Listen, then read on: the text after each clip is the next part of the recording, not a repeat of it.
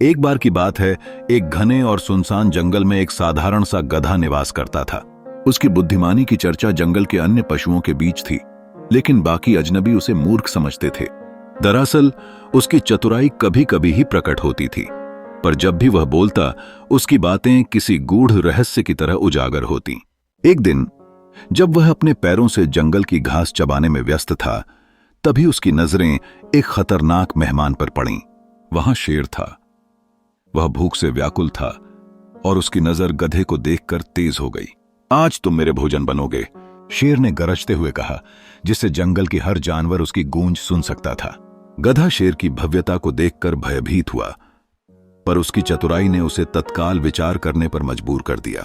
गधे की चतुराई ने उसे एक पहलू सुझाया।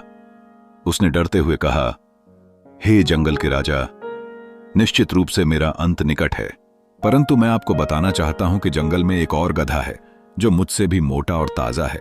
अगर आप चाहें तो मैं आपको उसकी ओर ले चल सकता हूं। शेर ने उसकी बातों में रुचि दिखाई और सोचते सोचते उसने अनुमति दी।